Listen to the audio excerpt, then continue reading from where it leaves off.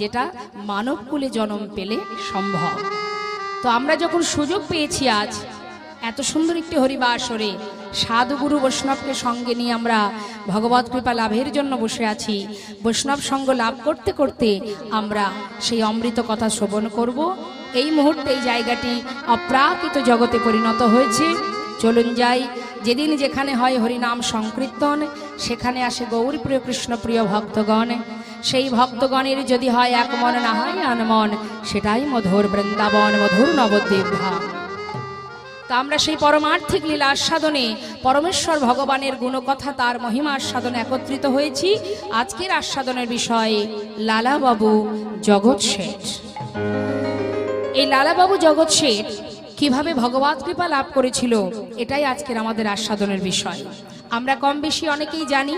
আসুন বিস্তারিতভাবে আমরা লীলার মধ্যে দিয়ে বিভিন্নভাবে আমরা সেটা সুন্দরভাবে আবার আস্বাদন করব। যারা আধে লীলা পরিবেশনে ভুল ত্রুটি হলে সন্তান জ্ঞানে সকলে আমাকে ক্ষমা করবেন।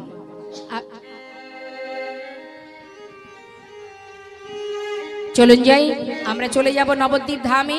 আগে আমরা একটু গৌরী চন্দ্রিকা আস্বাদন করি, গৌরের কথা শ্রবণ করি। হরি বল হরি বল। নমঃ কলিযুগ সর্বযুগ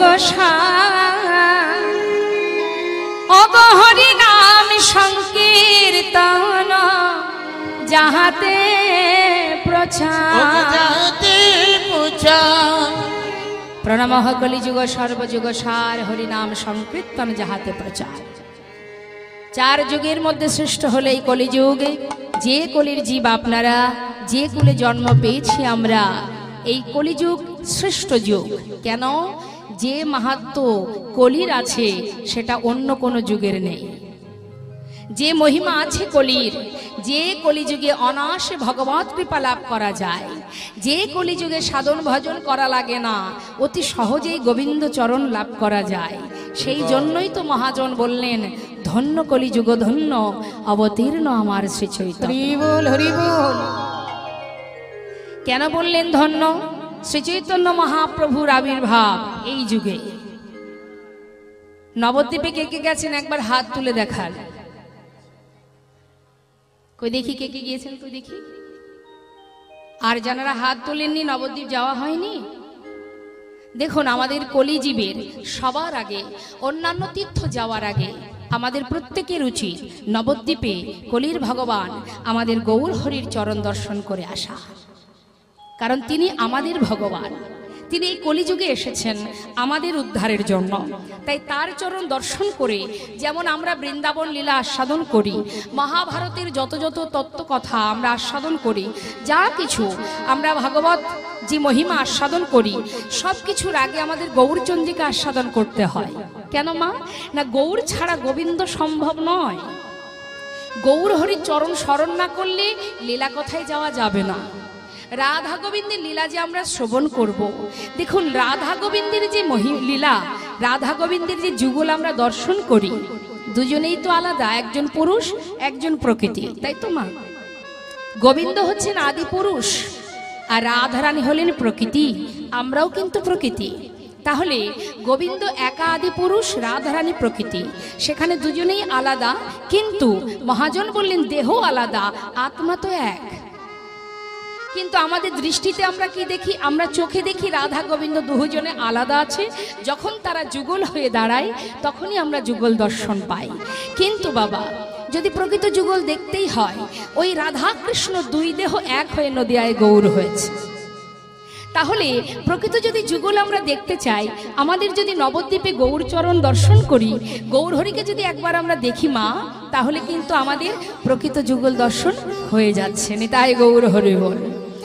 মহাজন বললেন, এটা তো আমার কথা নয়, শাস্ত্রতে তার প্রমাণ আছে। তিনি কি বলছেন?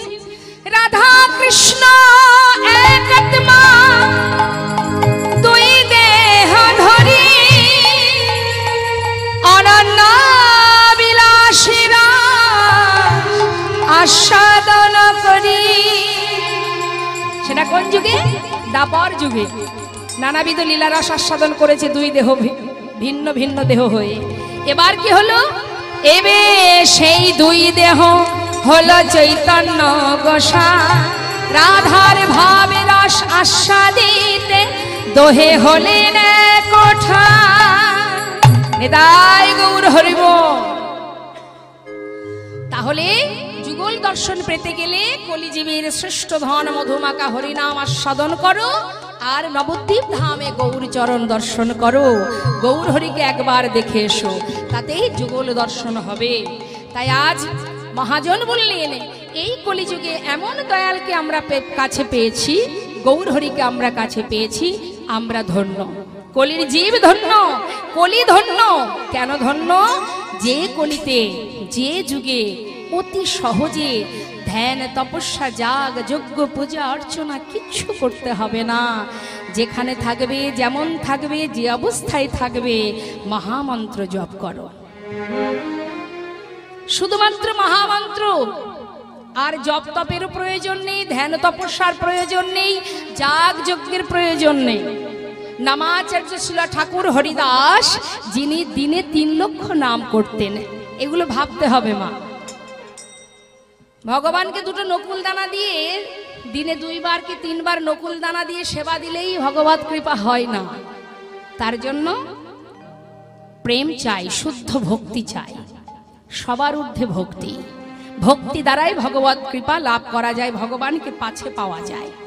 যদি মাত্র শুধু তুমি ভক্তি দিয়ে ভগবানকে সেবা দিতে পারো, নিজের জন ভেবে ভালোবাসতে পারো, আর কিছু করতে হবে না। তাই বললেন, অপবিত্র পবিত্র বা সর্ববস্থাঙ্গত পেবা যৎ সারে পুণ্ডরিকাক্ষ সবাদ জভ্যন্তর সূচি। অর্থাৎ তুমি অপবিত্রই থাকো আর পবিত্রই থাকো। তুমি মনে চিন্তা করছো যে আমার শুদ্ধ বসন পড়া নেই, আমি এই অবস্থায় ভগবানকে ডাকবো কি করে? যাই ঘরে গিয়ে স্নান করব, শুদ্ধ বসন পড়ব, মন্দিরে প্রবেশ করব, সেখানে আসন পেতে প্রভুর নাম করব। সেই পর্যন্ত আমি তো থাকতেও পারি, নাও পারি মা। তাই কলিযুগে এমন একটা নিয়ম আছে, তুমি যেখানে থাকো যেমন থাকো, এই যে শ্লোকটি আমি বললাম, এই শ্লোকের অর্থ এটাই, তুমি পবিত্র থাকো অপবিত্র থাকো, শুচি থাকো অশুচি থাকো, তাতে কোনো দুঃখ নেই। যেখানে থাকো যে অবস্থায় থাকো, সেইভাবে সেই মুহূর্তে তুমি সেই মহামন্ত্র জপ করো। আর যখনই তুমি মহামন্ত্র জপ করবে, ভগবানকে স্মরণ করবে, তখনই তোমার বাহির ভিতর পবিত্র হয়ে উঠবে। নিতাই গৌর হরি বল, হরি বল।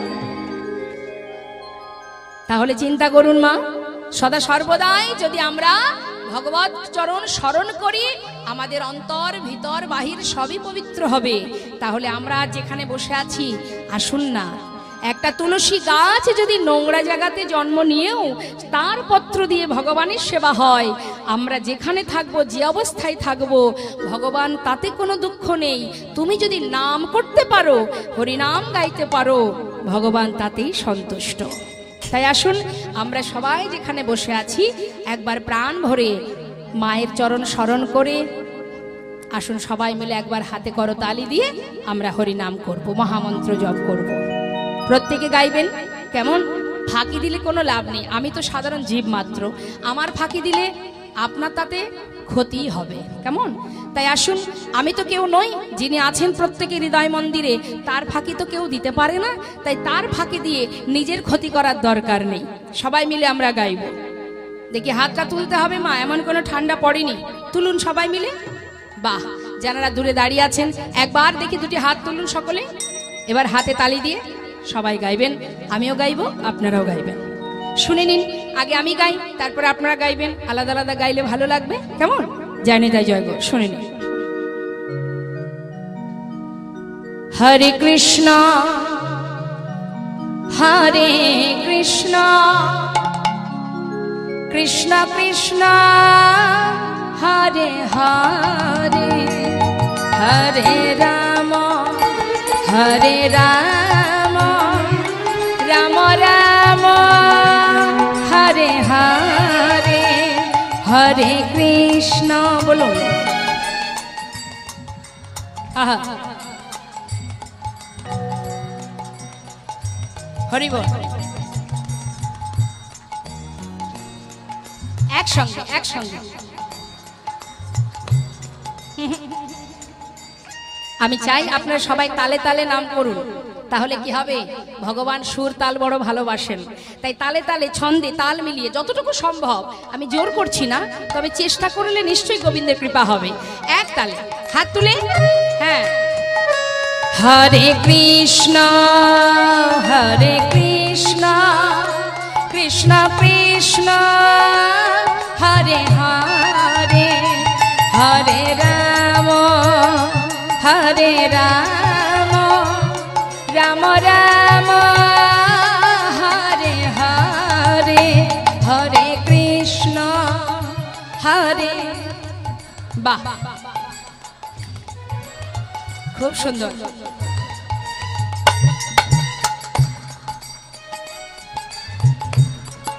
আহা, রাধে।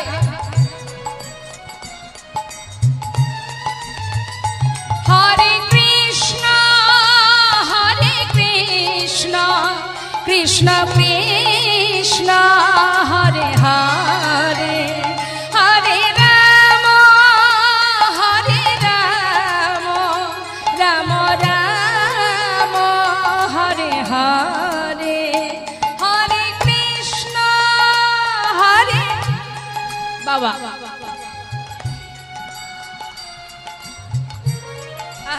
নিতাই গৌর হরি বল।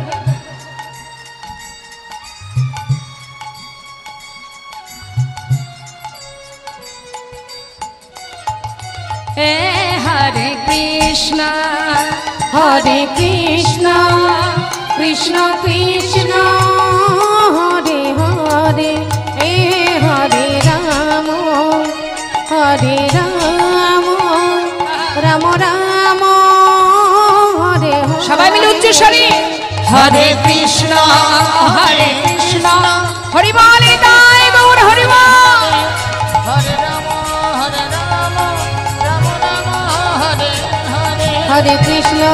হরে কৃষ্ণ কৃষ্ণ কৃষ্ণ হরে হরে, হরে রাম রাম রাম হরে হরে।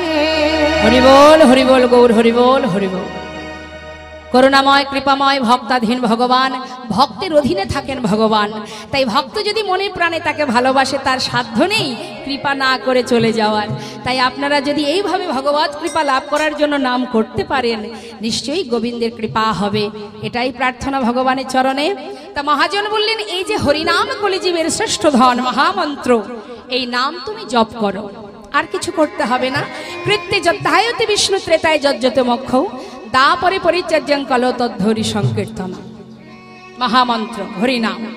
এই যে কীর্তন আর সংকীর্তন দুটো আলাদা বাবা।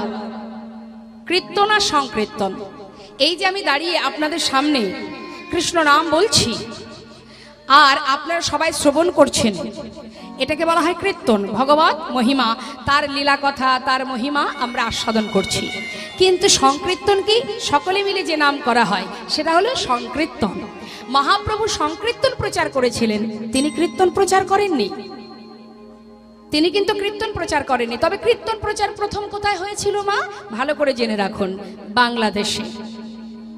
বাংলাদেশে পদ্মা নদীর ধারে খেতুরি ধামে দোল পূর্ণিমা রাত্রে নরোত্তম দাস ঠাকুর মহাশয় তিনি এই কীর্তন প্রথমে করেছিলেন।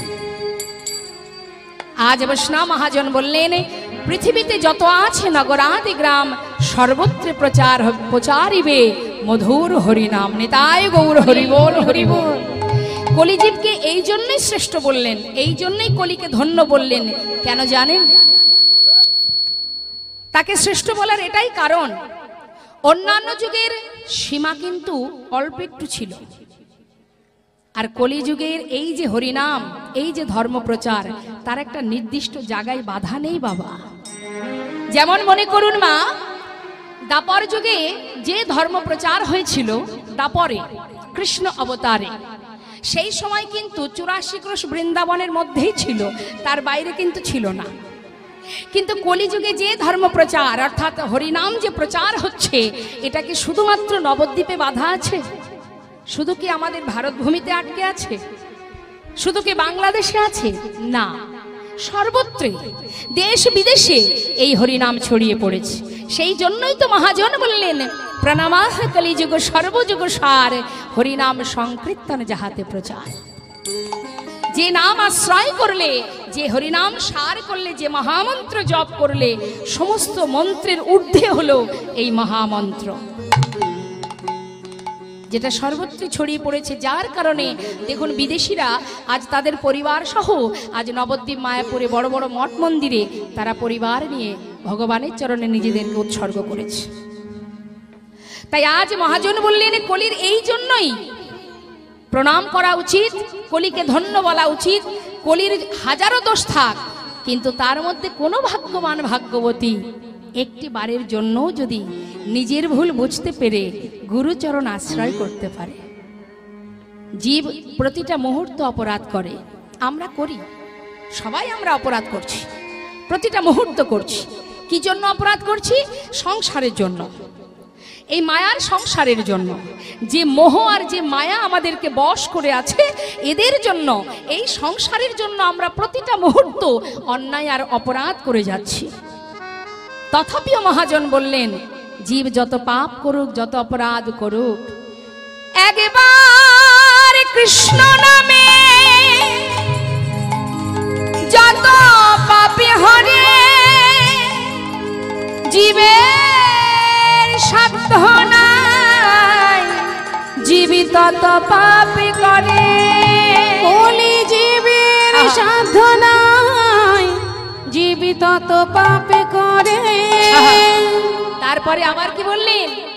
হেন কৃষ্ণ নাম জীব লয় বহুবার, তথাপি অনাহায় প্রেম না বহে অশ্রুধা, জানিবে সেই হৃদয়ে অপরাধ আছায় প্রচুর, কৃষ্ণ প্রেম বীজ তাতে নাহায় অঙ্কুর। কৃষ্ণ প্রেমে বীজ তাতে না হয় অঙ্কুর। ভালোবাসার মধ্যে অনেক ভাগ থাকে না মা? কেউ ভালোবাসে ভগবানের চরণ পাওয়ার জন্য, কেউ ভালোবাসে নিজের সংসারের জন্য। আমরা বেশিরভাগই মানুষ আছি যারা সংসারের জন্য ভগবানকে ভালোবাসি, শুধু চাওয়া পাওয়ার জন্য, তাই না? এই তো দেখুন না, মায়ের যে পূজা হলো, পরপর চলছে লক্ষ্মী পূজা, দুর্গা পূজা, মায়ের মা কালীর পূজা। তো এই পুজোর মধ্যে দিয়ে কি চাই আমরা? মায়ের কাছে কি চেয়েছি? একবারও কেউ ভুলেও বলেছি হে মা এই কৃপা করো, এই আশীর্বাদ করো যেন কৃষ্ণ ভক্তি হয়? সময় নেই, কারণ আমরা মূর্খ, আমরা বোকা। সেই জন্যই পার্থিব জগতের সবকিছু চাওয়ার জন্য ছটফট করি, উপোস করে না খেয়ে ভগবানের চরণে সেবা দিতে এলাম, মায়ের কাছে সেবা দিতে এলাম, এসে কি বললাম? মা, মাগো দাও, ধনং দেহি,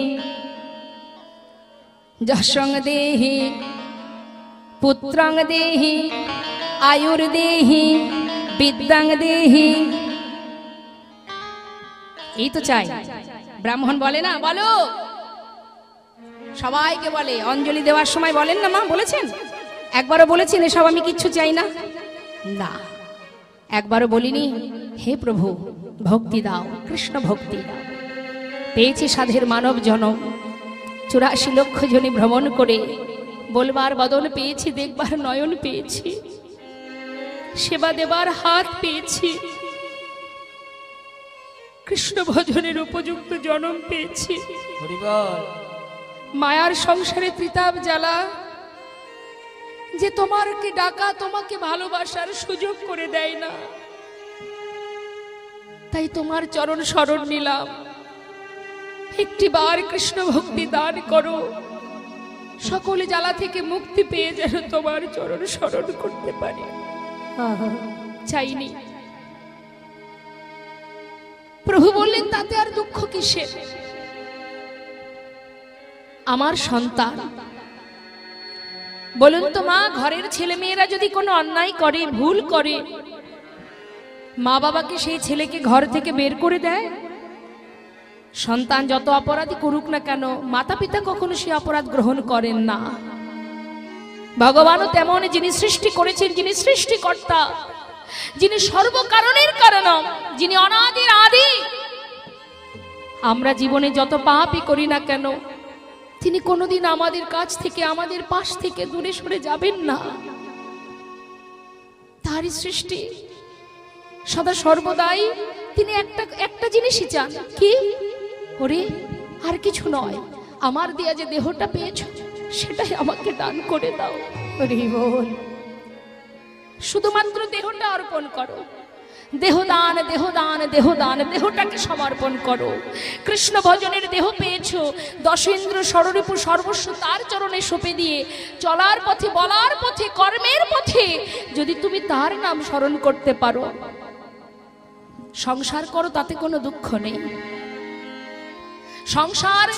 সংসারের মধ্যে কর্ম করো, এটা তোমার দায়িত্ব, তুমি করছো, করো, তাতে কোনো দুঃখ নেই।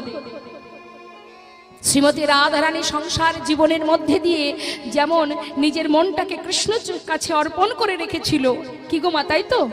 আজ রাধারানী প্রমাণ দিয়ে গেছেন, আমাদের মতো জীবকে শিক্ষা দিয়ে গেছেন। আমিও সংসারে আছি, রন্ধন করছি, কর্ম করছি, কিন্তু আমার মনটা আছে গোবিন্দের কাছে। তোমরাও কর্ম করো, সবই করো, কিন্তু এই মনটা দিয়ে দাও গোবিন্দের চরণে। নিতাই গৌর হরি বল। তুমি জেনে রাখো, যা কিছু করছো তুমি এটা সংসারের জন্য, কিন্তু তোমার নিজের কাজ কি? নিজের কাজ তার স্মরণ, তাকে স্মরণ করে চলা, তাকে কাছে নিয়ে চলা, তাকে ভালোবাসা, আর কিছু তোমার কাজ নেই। তাই আজ বৈষ্ণব মহাজন বললেন, শোনো শোনো, এ তৃণভুবনে আনন্দে ভরিল, তৃণভুবনে আনন্দে ভরিল, এ তৃণভুবনে আনন্দে ভরিল, তৃণভুবনে আনন্দে ভরিল, উঠিল মঙ্গল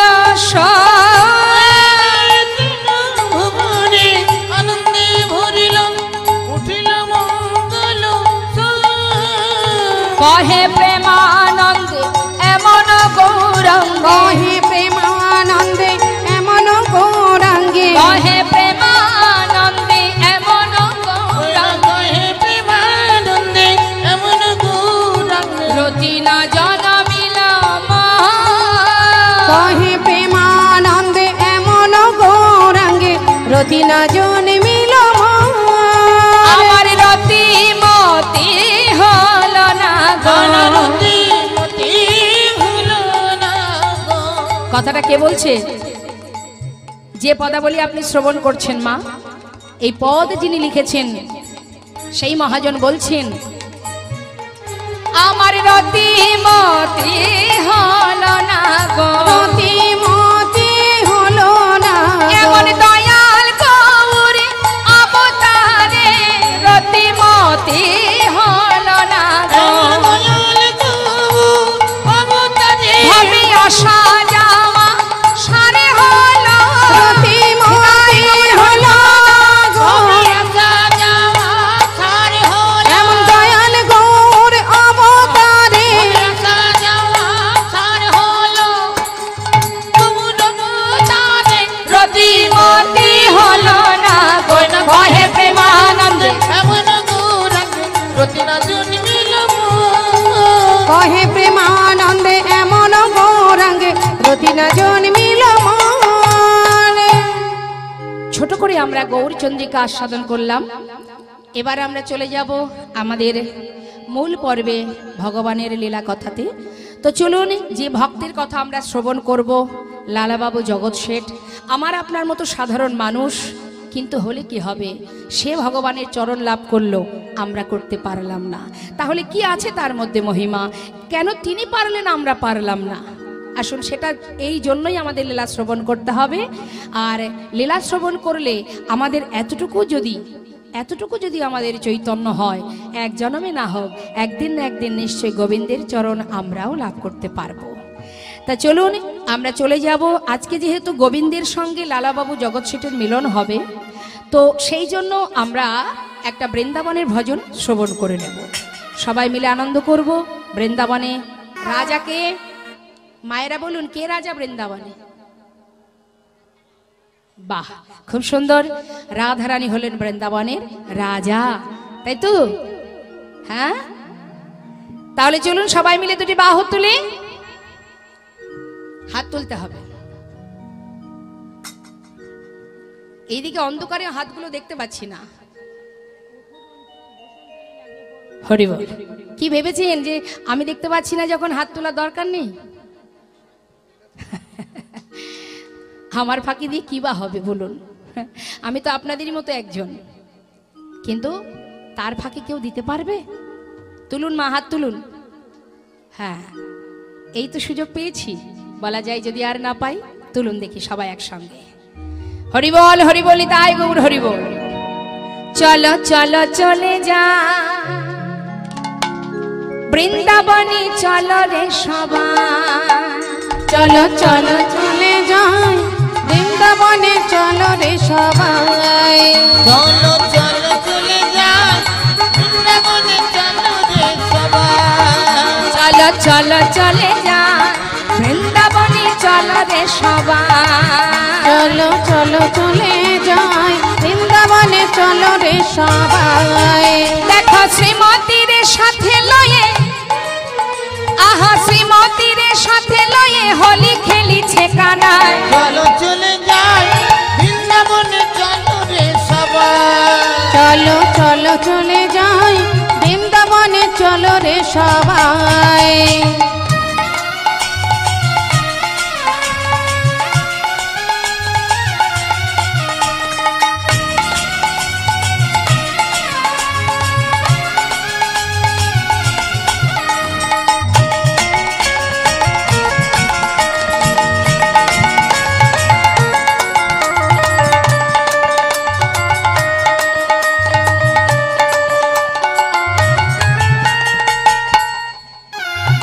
কি বলছি? বসন্তের লাগে পরশ গিরিধারীর মনে,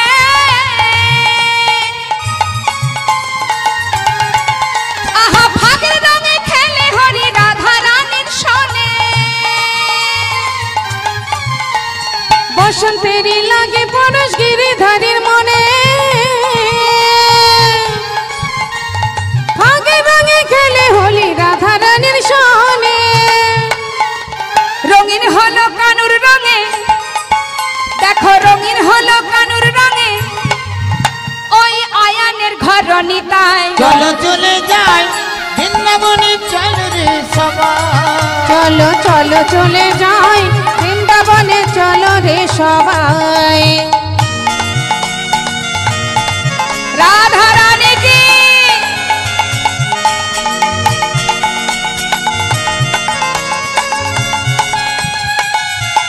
রাধে।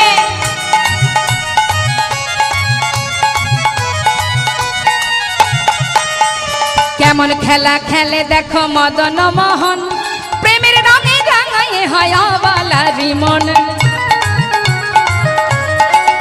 ওই না কেমন খেলা খেলে দেখো মদন মোহন, প্রেমের রঙে রাঙায় হয় বাংলার মন। আহা কেমন খেলা খেলে দেখো মদন মোহন, প্রেমের রঙে রাঙায়ে হয় আবালারি মন। ওই না কেমন খেলা খেলে দেখো মদন মোহন, প্রেমের রঙে রাঙায় হয় বাংলার মন। শ্রীমতী রইলা যুগবদন, দেখে শ্রীমতী রইলা যুগবদন, আহা কৃষ্ণ চূড়া রাঙা তাই। হরি বল, হরি বল। বৃন্দাবনে, চলো রে সবাই। চলো চলো চলে যাই বৃন্দাবনে, চলো রে সবাই। চলো বৃন্দাবনে, চলো রে সবাই। ওই না বৃন্দাবনে, চলো রে সবাই। বৃন্দাবনে, চলো রে সবাই। বৃন্দাবনে, চলো রে সবাই। রাধা রানী কি। আরেকটু জোরে হবে কি? পিছনে অনেক ভক্ত আছেন, আপনারা কিন্তু হাত তুললেন না। মায়ের একবার হাত তুলে মনের থেকে জোরে জোরে, হ্যাঁ হ্যাঁ, স্বতঃস্ফূর্ত রাখতে হবে মনে। বলেছি দাই থেকে একবার জয়ধ্বনি দিলেন, এটা নয়। যাদের মধ্যে স্বতঃস্ফূর্ত থাকবে ভগবানের সেবায়, সেই তো প্রকৃত ভক্ত। বলুন হাত তুলে, বৃন্দাবন ধাম কি, বাক্য বিহারী লাল কি, রাধা রানী কি, রাধে শ্যাম কি, রাধে রাধে শ্যাম, রাধে শ্যাম, জয় রাধে। মধুময় শ্রীধাম বৃন্দাবনে যে ভক্ত গোবিন্দের কৃপা লাভ করেছিলেন, যার কথা আজ আমরা শ্রবণ করব, সেই ভক্ত যিনি মস্ত বড় জমিদার ছিলেন, এবার একটু মন দিতে হবে, পিছন দিকে তাকাতাকি করে কিচ্ছু নেই, ওদিকে ওদিকে কিচ্ছু নেই, সব অন্ধকার। হ্যাঁ, যে উদ্দেশ্যে এখানে আসা সেই দিকে একটু মনটা দিতে হবে। যিনি কিনা ভগবত চরণ লাভ করেছিলেন তিনি আমার আপনার মতো সাধারণ মানুষ, কিন্তু তিনি ছিলেন অনেক অর্থশালী, যিনি ছিলেন মস্ত বড় জমিদার। একটা কথা আমাদের ভাবতে হবে মা, এ জগতে কারোর যদি অর্থ থাকে, ধন ঐশ্বর্য থাকে, দেখবেন তার মধ্যে অহংকার জন্মায়। বাড়িতে এক বলতে 5টা কাজের লোক থাকে, সবকিছু কাজের লোক করবে, নিজেরা কিছু করব না। অর্থ আছে, টাকা পয়সা আছে, অহংকারে আমরা বশীভূত হই। কিন্তু একবার ভেবে দেখুন, আপনি যে অর্থের অহংকার করছেন সেই অর্থটা তো এখানেই থাকবে, আপনি তো নিয়ে যেতে পারবেন না। তাহলে আপনার ঠিকানা তো এটা নয়, এটা কি আপনার ঠিকানা? তাহলে আপনি যে ঠিকানায় পৌঁছাবেন, অর্থাৎ আপনি যখন চলে যাবেন, চলে যাওয়ার পর সেখানে যখন বিচার সভায় বিচার হবে, তখন আপনি কি দেখাবেন? কি আছে আপনার? কিছুই দেখাতে পারবেন না। অর্থাৎ সংসার জীবনে যেটুকু করছেন সেটা আপনার কর্ম, এটা আপনার দায়িত্ব, কিন্তু এই নয় যে এই ধন ঐশ্বর্যের মালিক হয়ে নিজেকে অহংকারে ডুবিয়ে রাখবো, তাহলেই কিন্তু ভুল হয়ে যাবে। আর যেখানে অহংকার থাকবে, যেখানে প্রত্যেকটা মানুষের মধ্যে অর্থের অহংকার, রূপের অহংকার থাকবে, সেখানে কিন্তু ভগবান বাস করেন না। কারণ ভগবান অহংকার, হিংসা এগুলো পছন্দ করেন না। তার প্রমাণ মহাভারতে আছে। হিংসা ছিল কার? দুর্যোধনের। সেখানে কি গোবিন্দ থাকতেন মা? একদিন কৃষ্ণচন্দ্র দুর্যোধনের কাছে, মানে হস্তিনাপুরে যখন গিয়েছিলেন, দুর্যোধন বলেছিলেন, এসে এসে সখা, আজ আমি তোমাকে রাজভোগ সেবা দেব, নিজে হাতে সেবা দেব। ভগবান বলেছিলেন, তোমার রাজভোগ থাকতে পারে দুর্যোধন, কিন্তু আমি তো তোমার ঘরে সেবা করব না। বলুন মা, কোথায় সেবা করেছিল? কাঙালের ঘরে, বিদুরের ঘরে। তাই সবসময় জানবেন ভগবান ভক্তি বড় ভালোবাসে। তা এমনও অর্থশালী ইহজগতে আছে কলিযুগে, যেমন সরগোস্বামী। তারা এক একজন মস্ত বড় জমিদার ছিল বাবা, কিছুরই অভাব ছিল না মা তাদের। মস্ত বড় জমিদার, এই জমিদার হয়েও, এত ধন ঐশ্বর্যের মালিক হয়েও তারা সব ফেলে আজ এই সরগোস্বামী যারা বৃন্দাবনে গোবিন্দের চরণে পৌঁছালেন, তারই মতো আর একজন ভক্ত এই লালা, যিনি ছিলেন মুর্শিদাবাদ জেলার কান্দির জমিদার, মস্ত বড় জমিদার। কিন্তু কেন তিনি এত সুখ স্বাচ্ছন্দ্য ফেলে চলে গেলেন বৃন্দাবনে? এই জন্যই আমাদের কীর্তন শুনতে হবে, না হলে আমাদের চেতনা হবে কবে? কি আছে ইহ জগতের মাহাত্ম্য, আর কি আছে সেই পরপারের মাহাত্ম্য? কি জন্য তিনি গেলেন? আজ মস্ত বড় জমিদার লালা, তিনি, তার পিতা প্রাণকৃষ্ণ সিংহ, আর প্রাণকৃষ্ণ সিংহের বাবা ছিলেন গঙ্গা গোবিন্দ সিংহ। এই গঙ্গা গোবিন্দ ছিলেন ওই কান্দির জমিদার। যখন তার সন্তান হয় প্রাণকৃষ্ণ সিংহ, আর তার পুত্র সন্তান হলো এই লালা, যার নাম কৃষ্ণচন্দ্র সিংহ। ঠাকুর দাদা ভালোবেসে, মানে গঙ্গা গোবিন্দ সিংহ ভালোবেসে নাম দিয়েছিলেন লালা, কিন্তু তার প্রকৃত নাম কি? কৃষ্ণচন্দ্র সিংহ। কিন্তু ছেলের যখন 12 বছর বয়স হয় মা, যারা যাননি মুর্শিদাবাদে গিয়ে দেখে আসবেন, সেখানে আজও কিছু কিছু পুরানো জিনিস আছে। তা সেই লালা 12 বছরের ছেলে জমিদারির কাচারি বারান্দায় বসে আছে। এমন সময় ওই জমিদারির যে সদর দরজা, ওই সদর দরজার সামনে এক কন্যাদায়গ্রস্ত ব্রাহ্মণ, তিনি এসেছেন সাহায্য নেবেন বলে। কিন্তু প্রাণকৃষ্ণ সিংহের একটা আদেশ ছিল, তিনি যখন এই জমিদারি করতেন তার একটা নিয়ম ছিল যে কোনোদিন তার জমিদারি মহল থেকে কোনো কিছু কাউকে দান করা যাবে না, এটা তার নিয়ম। কিন্তু দ্বারে যখন ব্রাহ্মণ এসে দাঁড়িয়েছে কন্যাদায়ের জন্য, ঠিক সেই সময় ওই দাড়ি বারবার তাকে ধাক্কা দিয়ে সরিয়ে দিচ্ছে। এমন সময় ওই 12 বছরের ছেলে লালা, সে বারান্দা থেকে দাড়ির এই কাণ্ড দেখে জিজ্ঞাসা করছে, এই যে ও দাড়ি, তুমি বারবার ওই ব্রাহ্মণকে তাড়িয়ে দিচ্ছ কেন? কি চাইছেন উনি? সঙ্গে সঙ্গে দাঁড়ি বললেন, বাবু ইনি এসেছেন সাহায্যের জন্য, কিন্তু বাবুর আদেশ, আমাদের জমিদারের আদেশ, কোনোদিন কাউকে কিছু দান করা যাবে না। এত করে বলছি শুনছে না, সেই জন্য বারবার তাড়িয়ে দিচ্ছি। সঙ্গে সঙ্গে ওই 12 বছরের ছেলে দাঁড়িকে বললেন, শোনো, তুমি এখনই ভিতরে যাও, আমার পিতাকে গিয়ে বলো আমি আদেশ করছি পিতাকে, সে যেন 1000 টাকা এই ব্রাহ্মণকে দান করে দেয়। দাঁড়ি যেই না ভিতরে গিয়ে প্রাণকৃষ্ণ সিংহকে বললেন, বাবু আপনার পুত্রের আদেশ, দ্বারে দাঁড়িয়ে আছে একজন ব্রাহ্মণ, তাকে 1000 টাকা দান করতে হবে।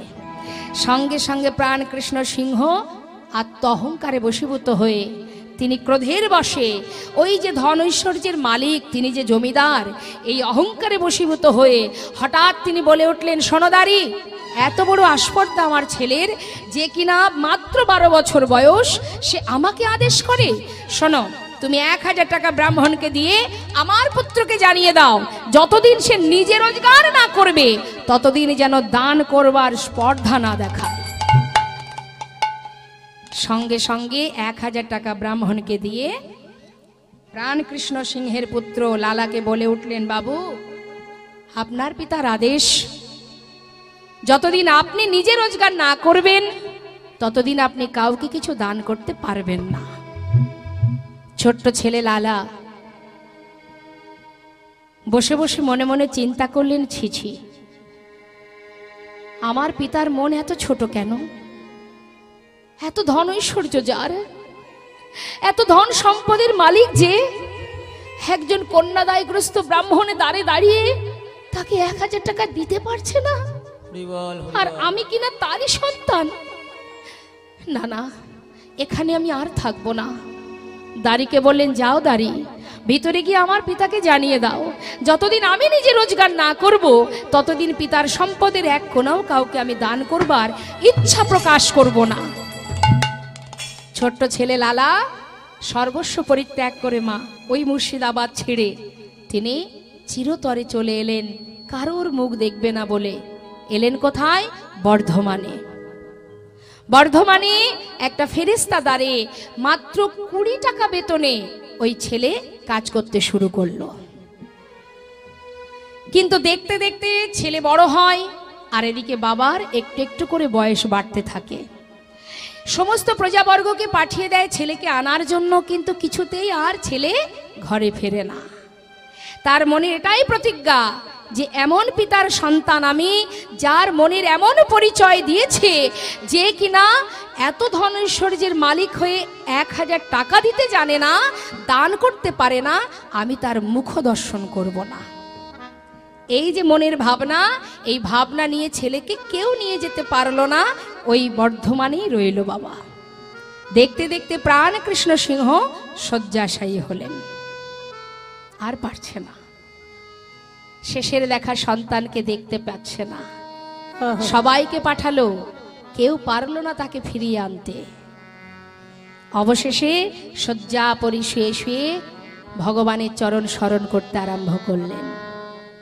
এটাই হয় মা, সময় থাকতে আমরা তাকে চিনি না, সময় থাকতে তার চরণে সমর্পণ করি না। আমরা মনে করি সব কিছুর মালিক আমি, কিন্তু ভুল, আমরা কোনো কিছুরই মালিক নই। কারণ আজকে যে আসনে আপনি বসে আছেন, যে আসনে বসে আপনি মালিকানা করছেন, একবার বিচার করে দেখুন, আপনার আগে এই আসনে আরো একজন ছিল, সে চলে গেছে বলে আপনি বসে আছেন, কিন্তু আপনি চিরকাল থাকতে পারবেন না। আপনি যখন চলে যাবেন ওই আসনে আবার একজন এসে বসবে, অর্থাৎ আপনার সন্তান। তাহলে আপনার কিন্তু এখানে থাকবার বেশি দিন অধিকার নেই। তাহলে কিসের অহংকার? আজ সেই ছোট্ট ছেলে লালা ফিরে এলো না। অবশেষে প্রাণকৃষ্ণ সিংহ সর্বস্ব ভগবানের চরণে সঁপে দিতে লাগলেন। শয্যায় শুয়ে শুয়ে মনে মনে বলছেন, হে প্রভু, একটা কথার জন্য চিরতরে সন্তানকে হারিয়েছি, আজ অবশেষে মৃত্যুর কালে নিজের সন্তানের মুখটি দেখতে পেলাম না প্রভু। তাই যাবার আগে তোমার চরণে আমার সন্তান, আমার যা কিছু তোমার চরণে সঁপে দিলাম। শুধু তোমার কাছে একটা নিবেদন, আমি ছাড়া আমার লালার আর কেউ নেই, কে দেখবে ওকে? রক্ষা করো হে তুমি হে ভগবান, হে জগতে সবই কিছু তোমারই তো দান। বলো এ জগতে সবই কিছু তোমারই যে দান। হরি বল। রক্ষা করো হে আহা, তুমি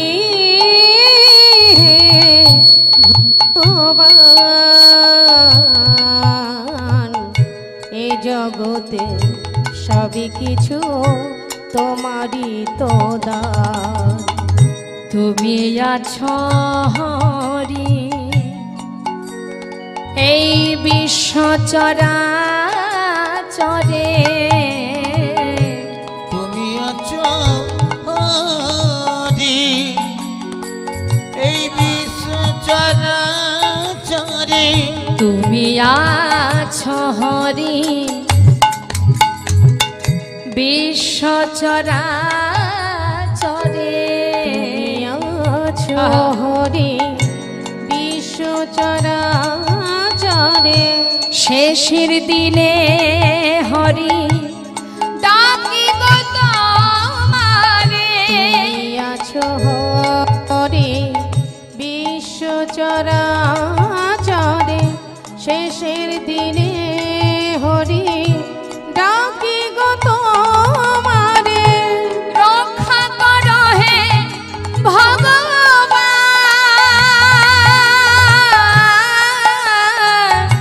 রক্ষা করো হে ভগবান, রক্ষা করো হে ভগবান, একবার রক্ষা করো হে তুমি হে ভগবান। হরি বল। এ জগতে সব কিছু তোমারই যে দান। বলো এ জগতে সব কিছু তোমারই যে দান।